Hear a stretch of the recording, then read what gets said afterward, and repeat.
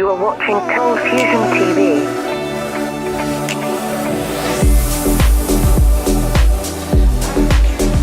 Welcome to another Cold Fusion video. In this video, we're going to take a look at the state of the art in solar power energy generation, specifically solar power plants. This may seem like an odd idea, but it's really been picking up steam in the last 2 years or so. In this video, we'll take a look. This video is brought to you by Squarespace, one of the easiest ways to build a website. The Cold Fusion website I'm building is coming together nicely, so hang around till the end of the video to see how it's progressing and also get a special offer. This month, China just completed the world's largest floating solar power plant, and it's now operational. This is kind of strange because China was once seen as the world's largest polluter, but now maybe they're cleaning up their act.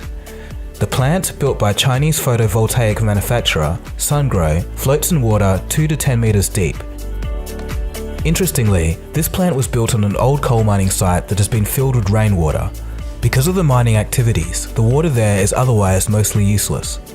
The advantages of such a plant is that no land needs to be cleared, and the water also provides ambient cooling for the plant's environment, reducing long-term damage from heat. The downside? It's only 40 megawatts of power output.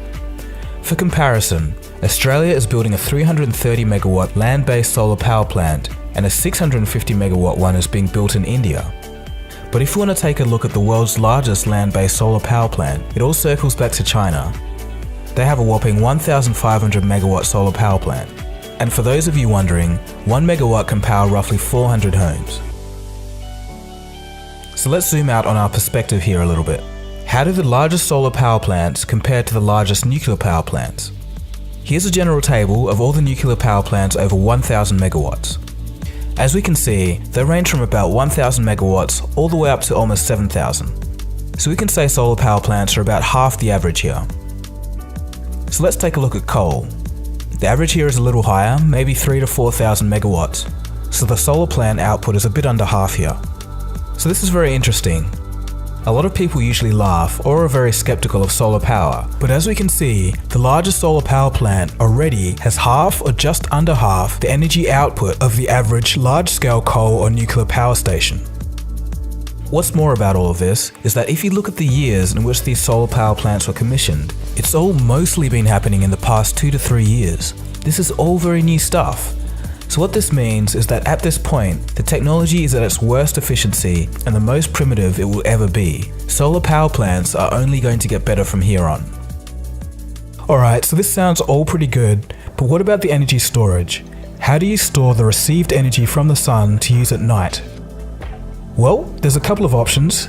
You could go down the battery road with the implementation of a new use for an old technology. Specifically, battery packs like Tesla's power packs. They are the utility-scale battery packs that are used in California and also used to currently power entire islands in Hawaii from solar power. With this method, the off-demand storage issue could be solved. For power plants that use solar thermal energy directly, storing excess energy in molten salt is also a solution. One of the more interesting methods I've heard of is a little experimental.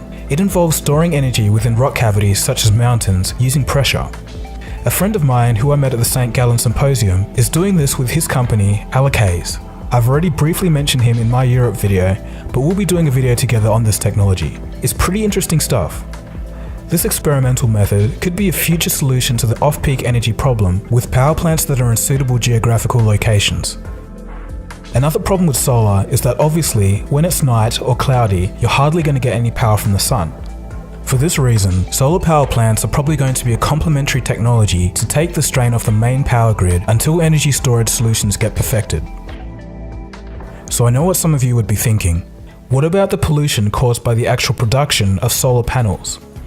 Well, as it turns out, the amount of environmental damage caused by the production is totally dependent on who's creating the solar panels in the first place. The environmental impact ranges from virtually nothing all the way to pretty devastating in places where environmental consideration isn't a priority. The main risk comes from the chemicals used.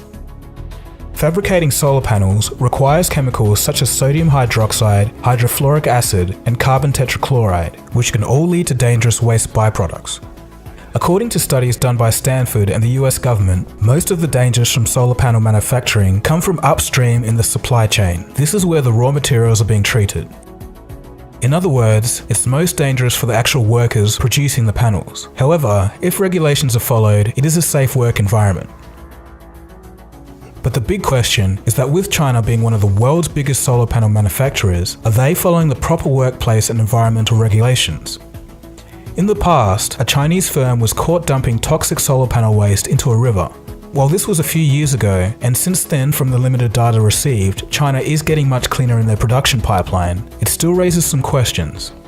At this point, it really is up to the integrity of the firms to make sure that they're doing the right thing. The safe recycling of old solar panels is also an emerging industry, with Australia leading the way. So on this point, if companies obey regulations and solar panel recycling becomes commonplace, we could have a future with true clean energy on a large scale without waste. It sure isn't the final destination in clean energy, but it's rapidly becoming a valid stepstone.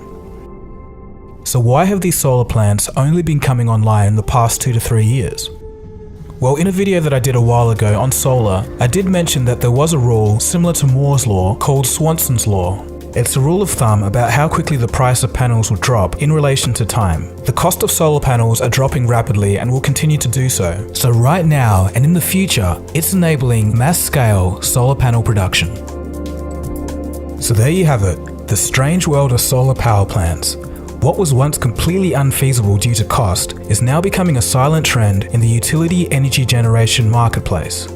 What are your thoughts? Do you think this is the right way to go and a valid step towards clean energy, or do you have some reservations against it? Let me know your thoughts in the comment section below. If you like this video, feel free to give it a thumbs up, and if you're new to this channel, feel free to subscribe. This video was brought to you by Squarespace. I've been building a cold fusion website using Squarespace and have taken on board some of your suggestions. One of those suggestions was a music section where you can listen to a collection of Burnwater music. I'm actually genuinely surprised at how easy it is to build components of the website. It's very simple and intuitive. If there's anything else you want to see on the website, there's still time, so you can write your suggestions in the comments below. If you're interested in making your own website, head over to www.squarespace.com/coldfusion and receive a free trial and 10% off your first purchase. Anyway, this has been Dagogo, you've been watching Cold Fusion. Thanks for watching, and I'll catch you again soon for the next video. Cheers guys, have a good one. Cold fusion. It's new thinking.